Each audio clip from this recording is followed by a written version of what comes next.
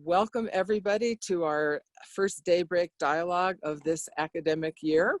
I'm here in Colorado. As you can guess, it didn't snow in Irvine last night, and it's actually not a virtual background, it's a real background. We thought it would be nice to bring the outside in because we spend so much time inside for a change. I'm a little bit freezing. It's about 12 degrees out right now, but part of why we're doing this is because we're kicking off our an initiative this year to take compassion global, or at least within the United States for now. And we're so pleased to have our first Daybreak dialogue kick this off, where Professor Richard Matthew will talk about Healing the Divide, the American Case for Compassion. The Daybreak dialogues have been a really successful series, and kudos to Doug Colby and his team for launching this, where we have an opportunity to share with our alum, our friends, our supporters, some of the amazing work that our faculty are doing, and hopefully create an exchange and kind of spur in you some new ideas or some enrichment for you. And the reason we started this year with the Case for Compassion is that we feel like, and I hope you all agree, I imagine you would, that 2020 has been such a difficult year and it's been such a divided year that we really want 2021 to be the year of compassion.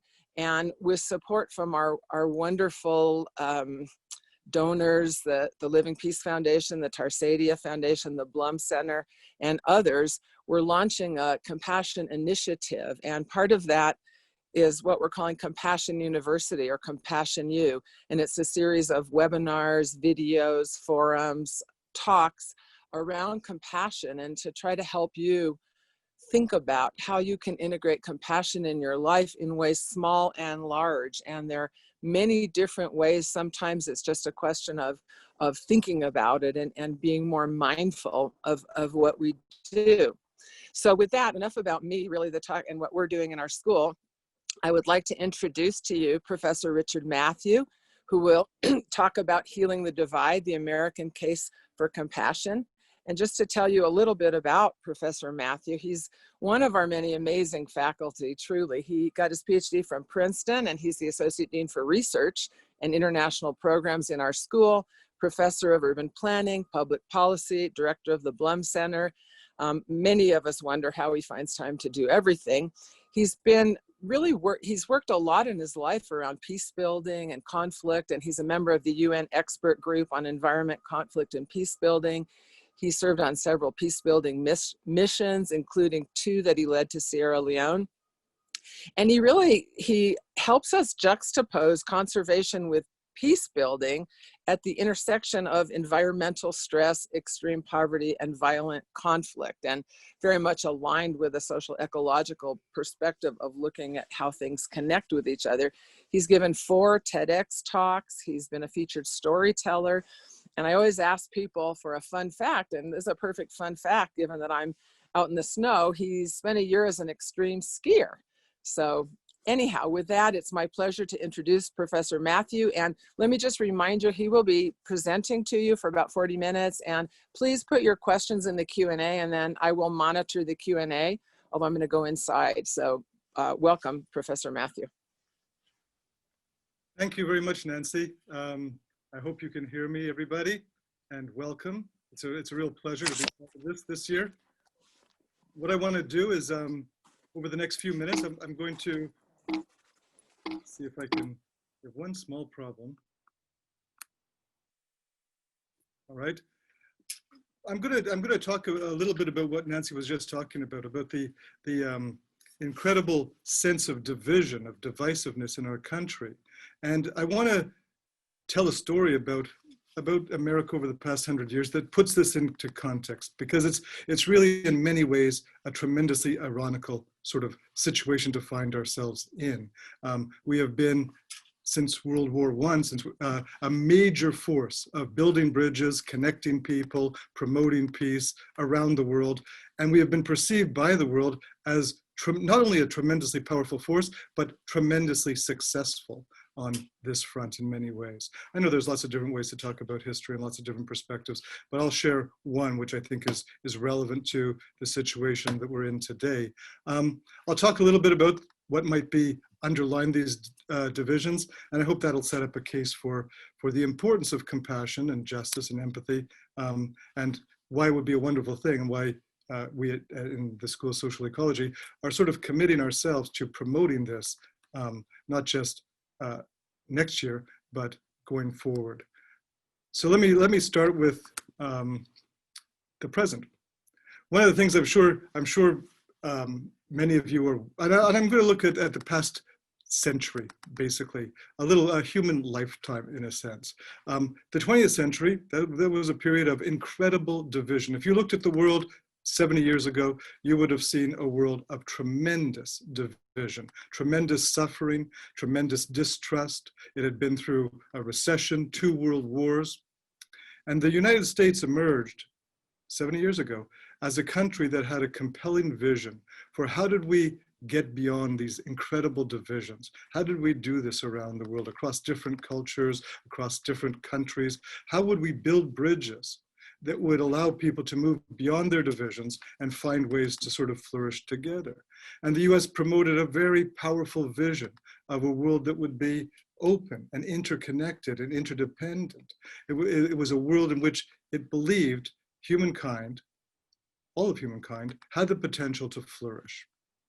And it was a world that would be structured around a certain set of principles, around democratic forms of governance, around market-based economies, around the importance of evidence and science, and around a moral commitment to human rights. Now, this vision was a vision that the US was prepared to not only lead in terms of implementation, but also to take a leadership role in funding. It was hampered, the execution of it was hampered somewhat by the Cold War, but ultimately, many of the things that the US wanted to do were achieved. In particular, the world moved away from the incredible violence of the first half of the 20th century to a much, much reduced situation in terms of violent conflict. It didn't eradicate violent conflict, but it was dramatically reduced from what people had been accustomed to.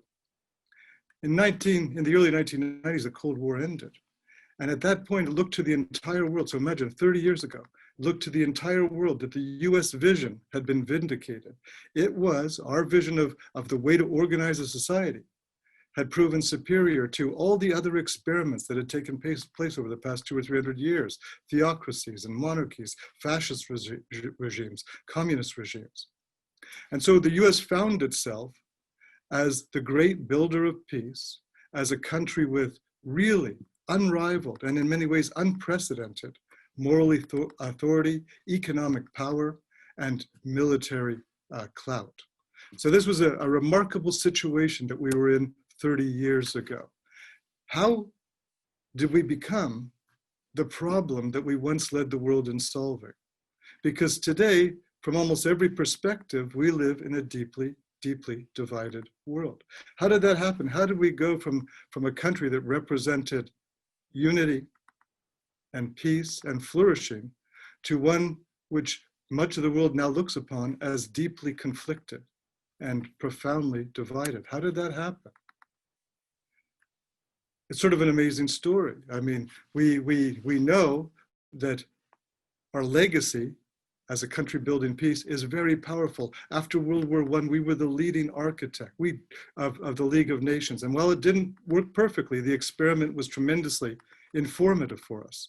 And after World War II, we were the leading architect of the United Nations, and we developed the Marshall Plan, the biggest single investment in foreign assistance in history to help rebuild Europe. So we put our money where our mouth was.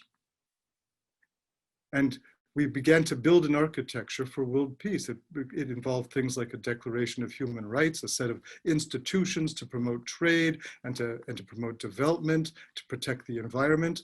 It's interesting to notice that in the 1970s, we established and funded the United Nations Environment Program, and we insisted that it be located in Africa to ensure that that part of the world was included in multilateral institutions. What happened during this period of incredible American leadership? And I know it wasn't perfect. I'm not suggesting it was perfect, but by some measures, the results of this experiment were extraordinary. Since 1945, the global economy has grown by a factor of 40. The global population has grown by a factor of 3. These are the steepest increases in global wealth and in the human species in the 2 million plus years of human history. So something about our vision was incredibly successful. It led to an enormous period of growth. It also led to a couple of challenges. And these challenges, I want to suggest, are at the root of the divisiveness in our own country. One of the challenges has to do with the incredible pressure this growth of our economy, this growth in population placed on our natural environment. Something that started to become extremely evident in about the mid-1970s. And by the end of the Cold War in the 1990s, it had moved to, in the views of many people, an item that should be at the top of the global agenda. And it was assumed that the US, having essentially vanquished the Soviet Union, would lead in trying to find a new equilibrium between economic development and the imperatives of the natural environment.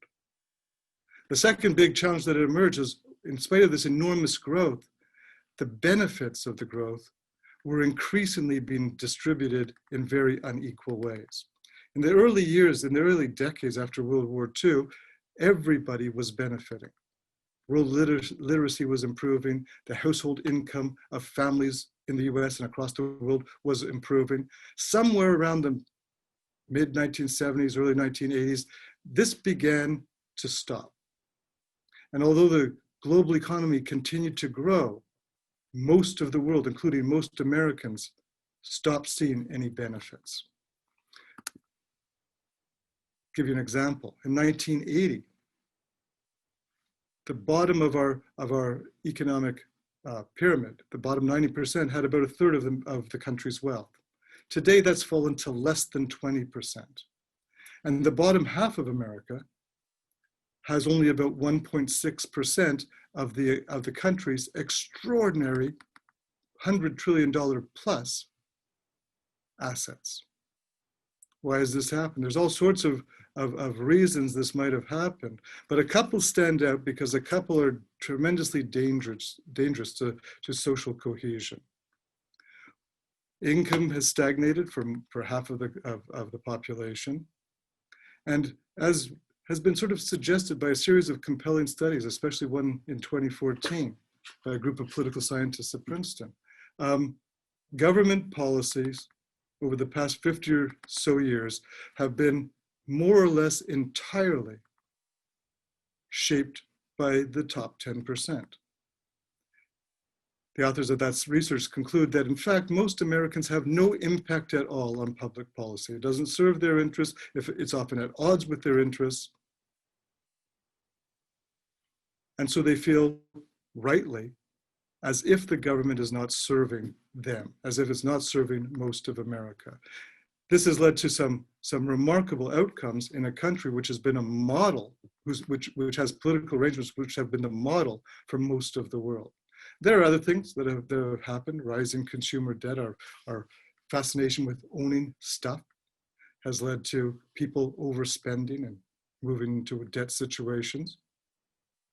And there's been very little investment in the things that we know tend to create benefits to everybody: public health, higher education, infrastructure, and so on. So we find ourselves in a situation in which the benefits are enormous, but they're not being shared very effectively. And this is not just in the US, it's more extreme in the US than any other developed country. But it's a general phenomenon. The trend has been very clear for the past 50 years. And it maps very nicely onto another trend. People have lost their faith in American government. In fact, the decline in trust in government since its peak back in the years of Kennedy and Johnson is absolutely remarkable. We have a system that we have held up as a model of effective, inclusive government for the entire world. And the overwhelming majority of us have lost faith in that system. We do not believe it actually functions or serves our interests. We don't believe it when politicians tell us that if they don't do things that are in the interest of the public good, they will be punished at the polls. And we don't believe things like that for good reason. They're simply not true. In the case of our elected officials, for example, it turns out their records have very little bearing on whether they are re-elected or elected in the first place. They can basically do very little of what they promise. Elections are determined by one simple factor: who has the most election funds. And in over 90% of the cases, the people with the deeper pockets win the election, period. So that people are not punished at the polls unless they alienate the people who are supporting their campaigns. So we have a system in which we've seen inequality rise and trust in government collapse. And alongside that trust has been our belief in the integrity of our leaders. So the American public is very suspicious about the motives of our business leaders and our political leaders. And this is something that has steadily increased. So part of there's a real empirical division in our country, and has probably been linked very closely to a sense of despair around the country that only a small fraction of interests are being well served right now. People don't trust what they hear, they don't believe it, they're not sure that anything is going to be done, and they see a big gap between their needs and what our government is providing, what our economy is providing. A good example is something like healthcare. The average American wants affordable healthcare. The average American does not want to face personal bankruptcy. The average American is aware that in every other developed country, there's universal healthcare of some sort. In every country, it's a hybrid of some market provision and some government provision. And that in no other country do people go bankrupt trying to protect their health. In our country, for 90% of the population, it's the #1 cause of personal bankruptcy. So people know what they want. They want a better, more efficient, more inclusive healthcare system. But our elected officials have told us repeatedly that the systems in other countries do not work, that it's not possible for us, that our system is in fact efficient, that it's the best of all possible systems, and so on, even though the facts and the desire of America cannot be aligned with those sorts of arguments. So that's the sort of thing. And as a result, what we see is that we get into a situation today where adults in America believe that we don't trust the government and we don't trust each other. We don't trust it, and this is important because we can't solve any of our problems in this context. A country that's divided, that's based on distrust, in which there's a strong belief that only a small fraction of interests are served, is a country that we ourselves believe will not be able to solve the tough problems that we're facing. Whether those tough problems are finding a way to get healthcare to everybody, finding a way to renew our infrastructure, finding a way to deal with issues like migration. We don't believe that we're in a position to deal with those issues. And we link it to the fact that nobody trusts anybody. Interestingly enough, it's polls, and polls are far from perfect, but polls suggest that we tend to think rather well of ourselves. We tend to believe that as individuals, we're pretty good people. We tend to believe that we have a fair amount of integrity and that we want to do the right things. And we also tend to believe that nobody else does. We tend to believe that the rest of our country is self-interested and selfish and greedy and comfortable with corruption and is not committed to doing the right thing or acting with integrity. So we have reasonably high regard for ourselves and remarkably low regard for our leaders and for our fellow Americans. And it manifests in a variety of issues, these divisions. When we look at issues like whether the issue is, I could put up gun control, I could put up immigration, I could put up healthcare. Our country is deeply divided on all of these issues. So imagine this situation. We, the model of the world, a country that 30 years ago was in an unparalleled position of prominence on the entire planet, something that no other country had ever achieved. And 30 years later, we're deeply divided, suspicious of our government. We don't believe it can solve problems, suspicious of each other, and fairly much certain that things are not going to get better, but that things are going to get worse. Our perceptions are not free of any evidence. As I tried to point out earlier, it really is the case that a lot of Americans have not experienced the benefits of the incredible economic growth that our country and the world has enjoyed. So there really are deep divisions in our country. But what is unprecedented is our generalized sense that these divisions, that these problems are not likely to be overcome, that we're not likely to be able to make progress on them. And that leads to the big question that is, I think, on everybody's mind today. What do we do about this? So I want to use an example. When the Cold War ended, the UN looked around the world and said, because of the Cold War, there's lots of division in many countries. Many countries, as they became independent, faced a tough choice between aligning with us and aligning with the Soviet Union. And this led to divisions in many, many countries of the world, throughout Africa and the Middle East, parts of Asia. So the world was sort of undermined. We hadn't plummeted into a third world war, but there was a lot of division and divisiveness and distrust in many parts of the world. And so the UN said, now that the Cold War is over, we will take the US model of what is required to flourish, and we will bring it into the most difficult and challenging places on the planet. And I became involved in this process. I became involved in this process both as an actor and as a researcher.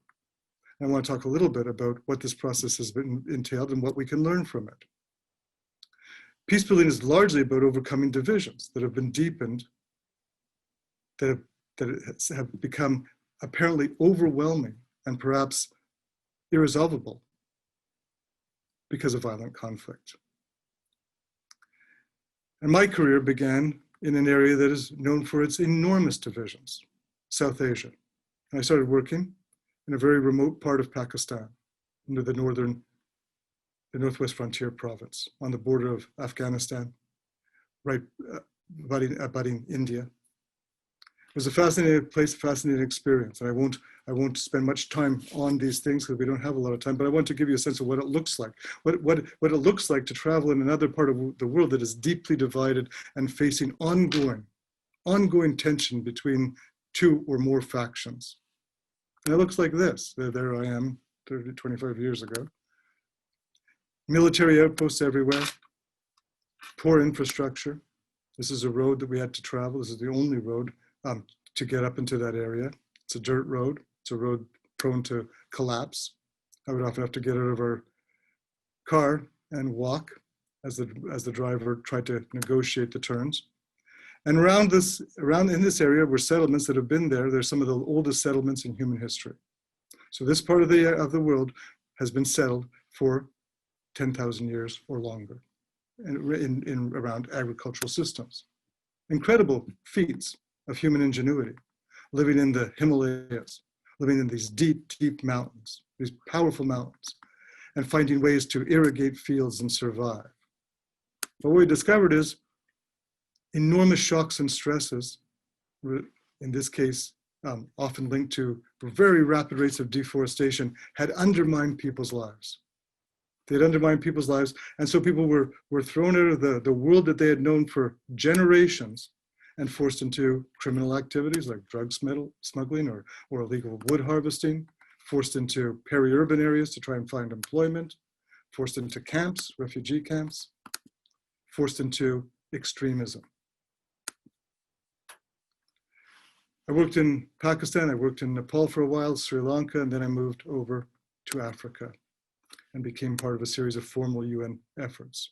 And what did we see in Africa? We saw, this is Rwanda, a country of one of the most deeply divided countries in the planet, a country which had a massive genocide in 1994 as Hutu and Tutsi. as the Hutus tried to eliminate the Tutsis from the country. When we look at this country, an agricultural economy, dependent on heavily terraced, we quickly realized that there were too many people living there for this type of economy. And as a result, it was losing topsoil. This is sort of what a mission looks like. And people were being thrust out of the livelihoods that they had known for generations, and they found themselves living in incredibly bleak conditions. Temporary camps, temporary settlements, large numbers of them. People from other countries poured into refugee camps. They depended on food aid. They depended on casual labor markets. They moved into protected areas to try and survive. They moved across borders. This is the Congo. So people moved from Rwanda into the Congo. There's 500,000 people from Rwanda living outside Goma on the border. And this is what Goma looked like then. Trying to survive, doing whatever they can to survive, including exploiting one of the oldest national parks in the world, Virunga National Park. Here we are at a checkpoint as people go in and out of the park, taking some of its resources. This is an illegal village set up in the park. Imagine a group of people moving into Yosemite and setting up a village there. I moved on to Sierra Leone and was able to lead a series of peace-building missions in Sierra Leone, a country that had come out of a devastating decade-long war. And this is sort of what it looks like. We fly over the country and you see massive devastation. These are diamond mines. You see villages with no infrastructure. War damage that's never been repaired, making it incredibly difficult to get around. And people desperate and unhappy, not sure what they can do, dealing with the legacy of violent conflict, coping in whichever way they can. Reliant on things like water that's contaminated, producing energy in ways that are illegal, having no way to deal with trash, getting deep into the ugly area of artisanal diamond mining, and so on. What have we learned from all that?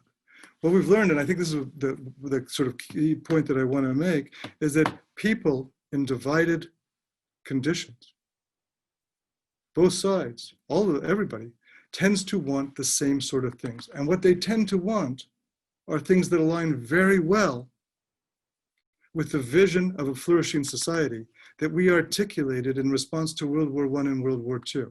People want these things. They want economic opportunities. They want to be included in the economy. They want to be able to develop economically. They want a voice in the way the country is governed. They want some way to be included. They want to feel safe.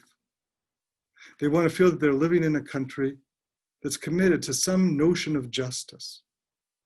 They want a healthy environment, and they want to trust what the leadership says. They want to be able to get information.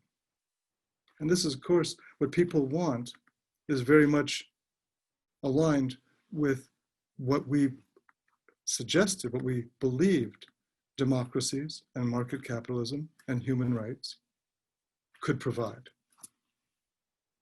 And so there's a reason why people in divided situations tended to be comfortable embracing our institutions, our practices, our idea of what would work and what would not work.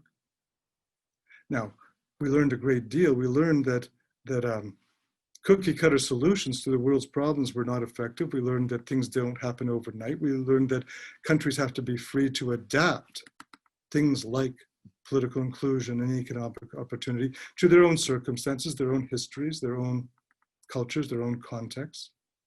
We learned that we can't go in and say, here's how to set it up.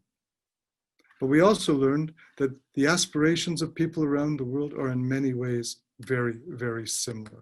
They want to be safe, and they want to see ladders upwards.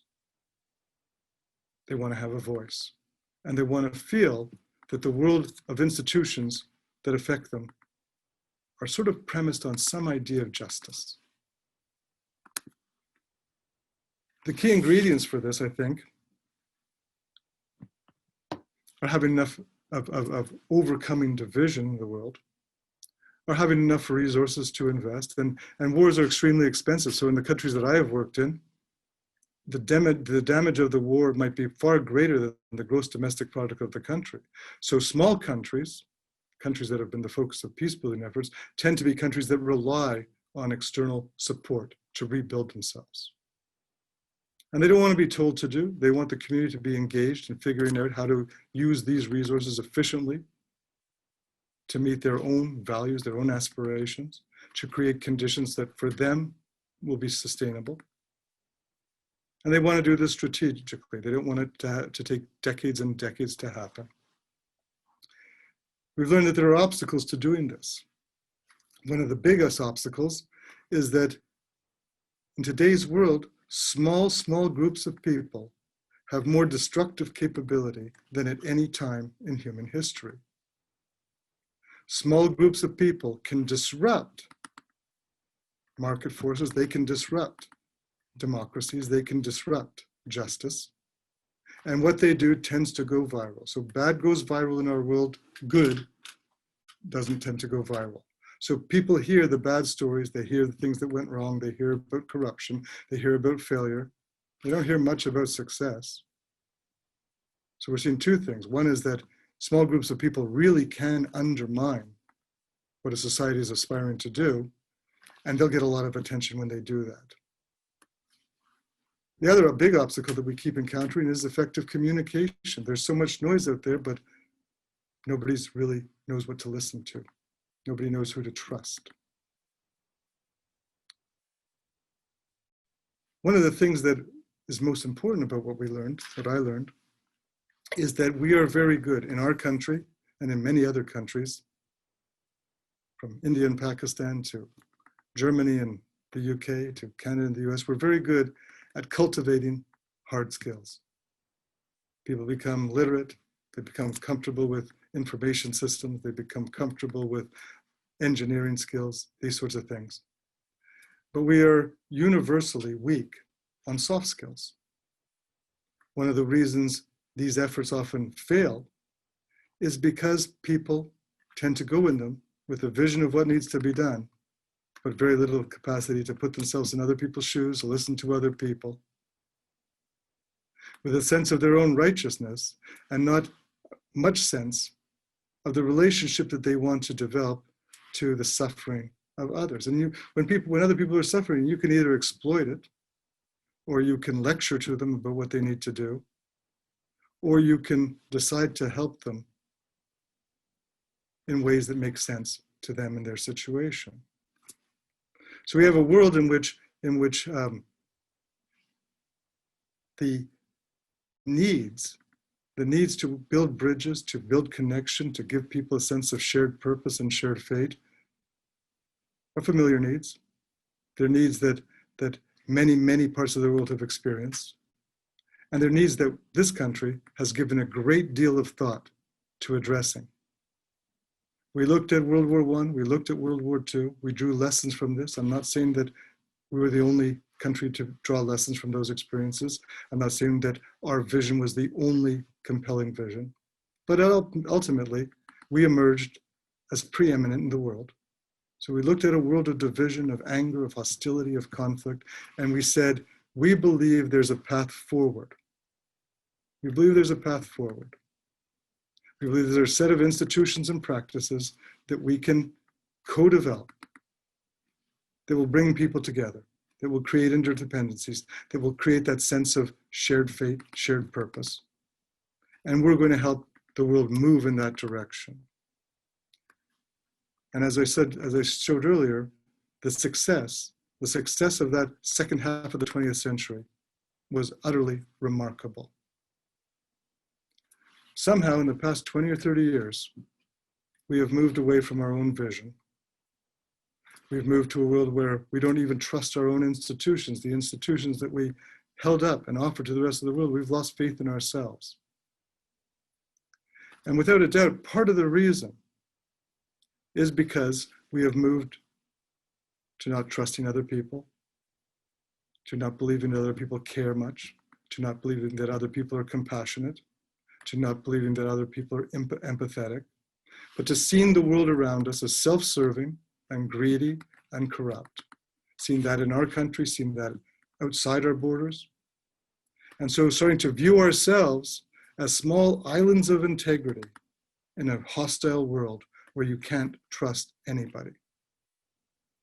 I think part of the solution, part of the way to overcome that is through cultivating empathy and compassion, starting to put ourselves in other people's shoes and realize that there's a lot of these little islands of people who want the same things and believe that they're basically good people,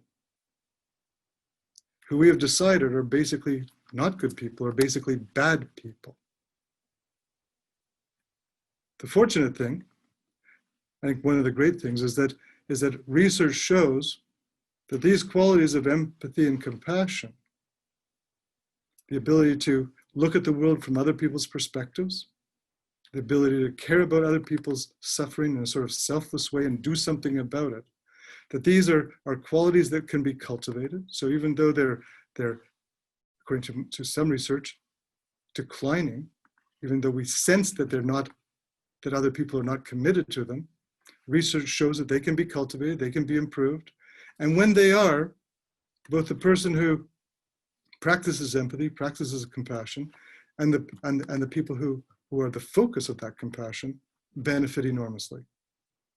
In other words, we really can create a context where there's more trust, more understanding, more sense of shared purpose, more connectivity. We can create that type of situation. And we also know that if we don't create that type of situation, we ourselves believe we can't solve the bigger problems, whether the problem is healthcare or infrastructure or poverty. We can't solve the bigger problems if we don't move to a position where we trust each other and believe in each other and have confidence that we are going to work together in a way which is fair and open and reliable. We've developed a program in the School of Social Ecology to do exactly this, to cultivate not just the hard skills, expertise in spatial analysis and statistics, knowledge of complex areas like human psychology, or crime, urban development, but also to cultivate the soft skills that I believe, based on my experience, and that our country believes, at least according to decades of polling, are critical if we want to move beyond division. We'd never tell another country, set up your democratic system around elections that permit massive amounts of campaign financing and ensure that a small faction will control the outcome. In fact, we say the exact opposite. And we help, and when we advise other countries, when we act as technical experts to other countries, we describe the world that we believe is possible.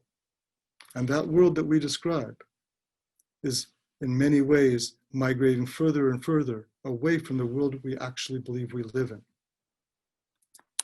So how do we move forward? Well, I think that what we've developed at UCI in the school is a commitment to teaching compassion and empathy, to teaching these soft skills, to cultivating these soft skills in our student body through a set of courses and experiences and opportunities to live and work and serve in multiple contexts in the US and abroad. And our next step, we're going to launch this on a broader scale. We're going to launch, as Nancy was saying, a compassion university accessible to the entire world.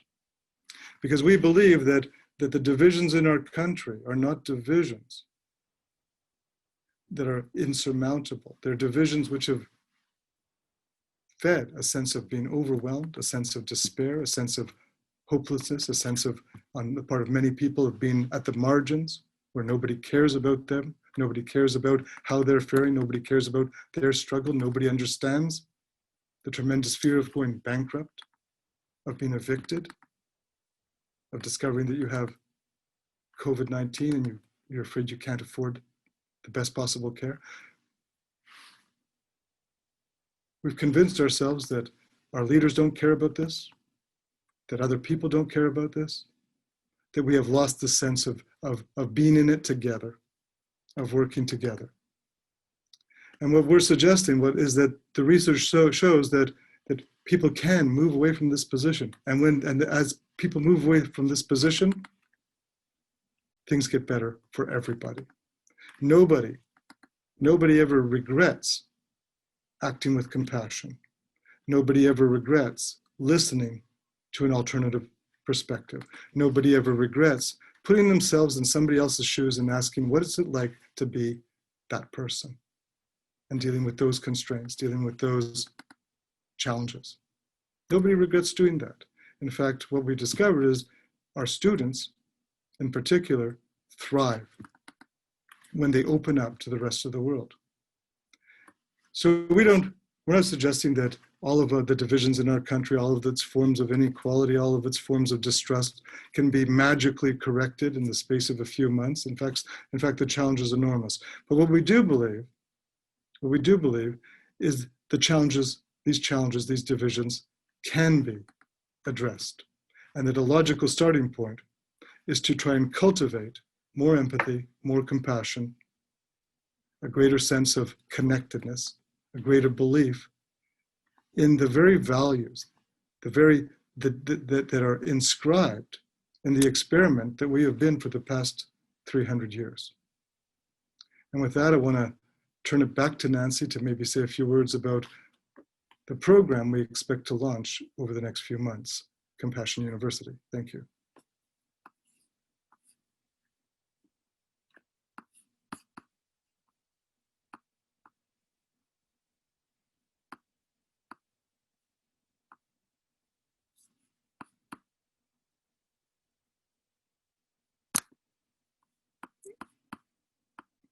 And Nancy,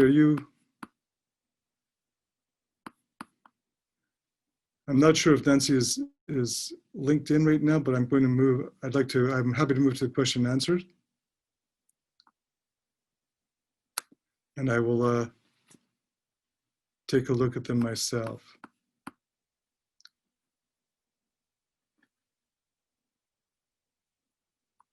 So what I'm going to do, and I hope everybody can hear this, is I'm going to read the questions and provide you with my answers. First question, when the Cold War ended, there was potential to experience the peace dividend by reducing investment in US military bases abroad, troops and hardware. This reduction did not happen. Do you think if we had taken that step, it might have cemented the economic and peace dividend? Or would it have allowed the division to increase earlier than now? And do you think that the military-industrial complex prevented the peaceful transition to happen, or other factors? Well, that's a great question, a complicated question. I think that there's no doubt that we made the decision shortly after the end of World War II that the biggest challenge we faced was as countries became independent. And we have to remember that prior to 1945, much of the world was still living in conditions of colonialism. So much of Africa, Middle East, South Asia, these were not independent countries. And so we believe that situation, a world of empires and colonies, was extremely volatile. It meant that Germany and France and England were fighting each other for access to the resources of Africa and South Asia and the Middle East. And we saw that as volatile, and we saw it as stupid. We said we could get the same things by trading. And if we trade with each other, and if we accept a shared set of rules, we'll all benefit. We won't have to control access to resources in Africa. We'll trade for them. Africa will benefit and will benefit, and a major driver of war will disappear. What we hadn't foreseen was the possibility that countries, newly independent countries, would be divided over whether they wanted to move down a path towards communism or a path towards capitalism. We hadn't foreseen that that would be the choice. But of course, as the Soviet Union emerged from World War II and became a powerful country, it became the alternative to our vision. And so we found ourselves in a different type of battle, an ideological battle over, okay, what was the best path forward for newly independent countries that might not have very much capacity? They didn't have a large number of engineers or trained nurses or trained doctors or educators. They lacked these things. So how could we support them in their move forward? And we ended up in this rivalry with the USSR that we knew escalated to become an extremely expensive and extremely destructive process. Could we have steered things in a different direction? That's a really difficult question. Obviously, the trillions of dollars that were spent during the Cold War and the massive amount of things like environmental harm and civil war that were linked to that rivalry, it would have been wonderful if we could have avoided that.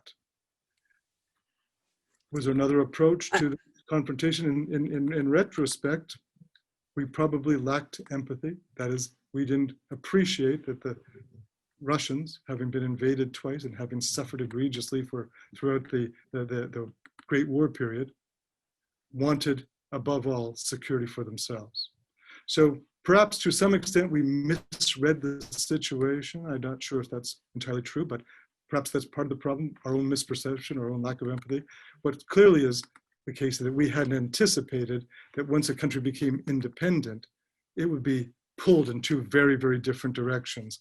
And we would be pulled into sort of being the spokesperson and the bank for one of those directions.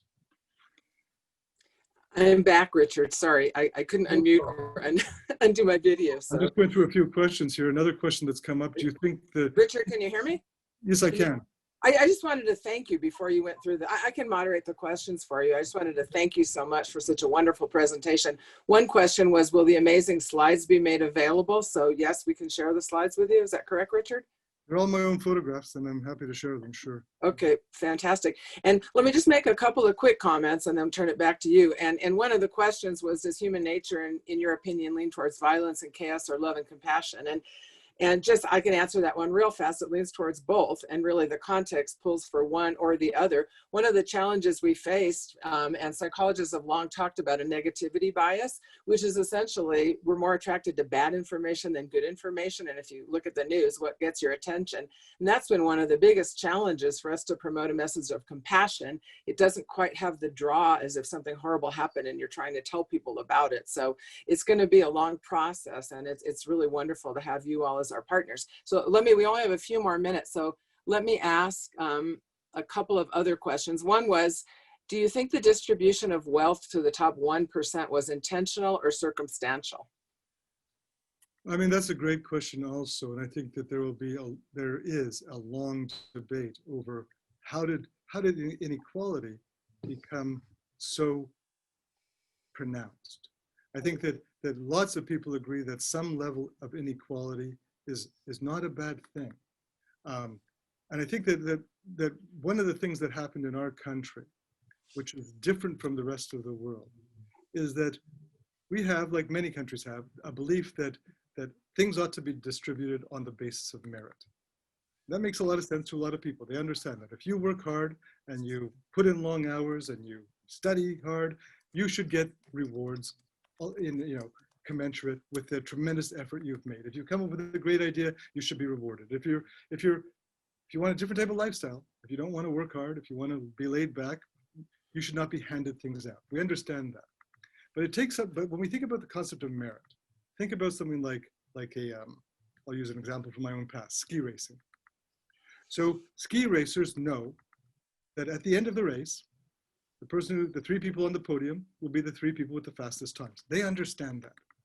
They also know that skiing is unlike many other sports and that your position on the course matters greatly. If you go early, you might get the best conditions and have an edge. If you go late, you might get the best conditions. Nobody knows, but every racer will tell you, I raced when the light was perfect and the conditions were perfect, and so-and-so raced when the light was bad, the conditions were more chopped up. So we know that the race is imperfect, but we accept that outcome. We still accept that the three people at the bottom on the podium were the fastest three people, even though we know in a particular race, they might have had a slight edge. When you step back and you look at ski racing, you say, well, the three people on the podium have another quality. They're almost certainly all super privileged people. So there's very little likelihood that most of society will ever be on that podium because ski racing tends to be very closely aligned to wealth. And people who can afford it are going to be wealthy people. So yes, the people involved in it feel that they're in the middle of a merit-based system. People on the outside look at this as a little privileged club of people who are able to do something that nobody else can afford to do. I came from a low-income family. My father, skiing for us meant secondhand clothes, it meant Goodwill clothes, it meant joining the ski patrol, it meant eating lunches in our car instead of the cafeteria, it meant those sort of things. And so sometimes the people who believe in meritocracy sort of say, listen, there are pathways up. Skiing might look like it's a club good available only to the rich, but there are pathways into it. Poor people can move into the top universities, the top jobs, the top positions. But what we know is that really doesn't happen very often. It does happen, but it doesn't happen very often. So what most countries have done to blunt the possibility that inequality, once it reaches a certain point, because as Emmanuel Sands at Berkeley and Thomas Piketty have pointed out, wealth tends to make more wealth faster than income rises. So as you get to wealthy, you just get richer and richer and richer. If you're hoping that your income will grow, it just doesn't grow as fast. So most countries have tried to blunt that inequality by constantly reinvesting in more of what we think of as social justice or an even start. And that means more investments into affordable education, higher education, and more investments into universal health care, more investments into these sorts of things, so that the people at the bottom have more chances to move up. We have a country where our investments, historically, into things like healthcare, into things like infrastructure, into things like higher education, have been tilted very aggressively towards the top half of the country and not the bottom half of the country. And so is that intentional? What we did was we created conditions where in our country, hard work can move you up, but most people who are at the top will stay there. And most of the people at the top will be people who have been born into privilege. So yes, there are pathways forward, but not very many. And so as a result, the people at the top who have gotten richer and richer and richer have tended to be the same people over the past 70 or 80 years. Hardly anybody falls out of the top and hardly anybody moves from the bottom to the top. I'm not sure it was intentional, but we did not do the things that other countries did to try and create more equality of opportunity so that the inequality of outcomes would be more palatable to people. And I think that I won't say it was by design, although I think that there's a case to be made that things like unrestricted campaign financing, I know there are restrictions, but we know in practice, people can invest very heavily behind the candidate of their choice. That sort of thing intentionally creates a political system that is biased to managing the risk of the richest and supporting the policies of the richest and does very little for the bottom half of our country. By design, I'm not sure, but certainly it is what has happened over the past 50 or 60 years that we have allowed inequality to grow while reducing the opportunities for people to move up from the bottom. So let me just take probably one more question because we have 2 minutes left, and then feel free to email Richard, email me, and we'll get back to you. But one of our viewers says it's a very important message and propose solutions for involvement. Can you point out some organizations beyond UCI that are doing similar work? And I'll just mention the Charter for Compassion, which is an important organization. And maybe Richard, some other people have asked about Compassion University and what that involves. So maybe you can address both.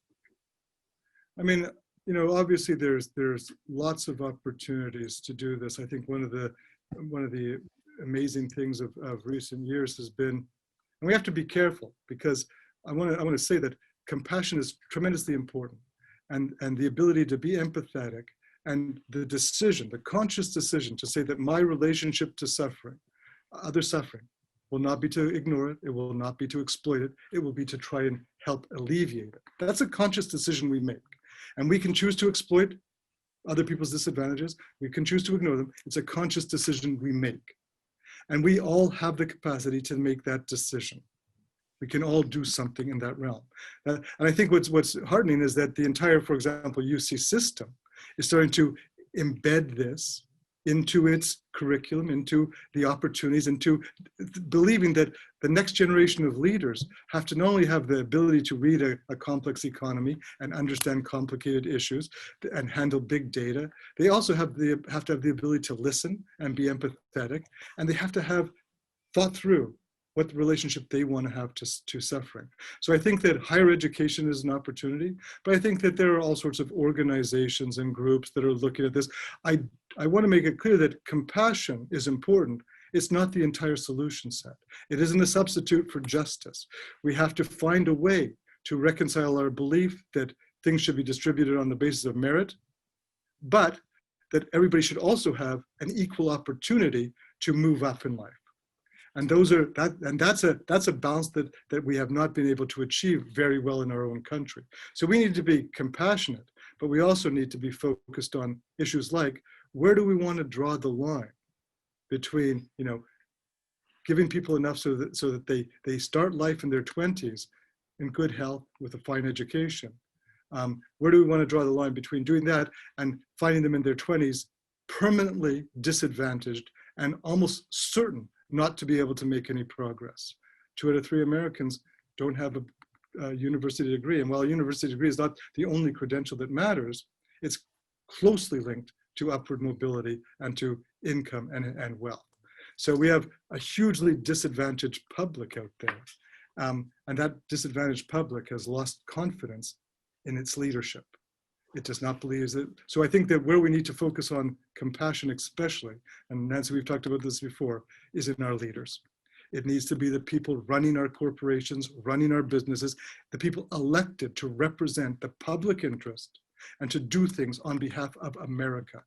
And just about only the military really acts that way right now, which is a sad state of affairs. I think that almost everybody else is looking at particular interests and promoting particular values and interests. And we need to believe that people who are running our country in various ways are empathetic and compassionate. So I think it's important for the university, but it's important to try and compel leaders to listen and to think beyond themselves and to think about the good of something bigger, because they're in a position to have so much impact on the world that we're in. And that's really a good, I think, closing comment, Richard. And just to clarify, Compassion University isn't a course. Sorry, I'm a little fuzzy. That's a Colorado Sunrise. But it's a platform that will allow us in the school to connect the dots between trainings and courses for students and forums such as this and writings. So if anyone would like to participate, has suggestions, has ideas, as Richard mentioned, we really hope to develop training programs for leaders, because they're really going to be setting the stage for how this is implemented. So again, I want to thank you, Richard. That was a fantastic presentation, and we will make our slides available. Feel free to connect with us, and have a wonderful day.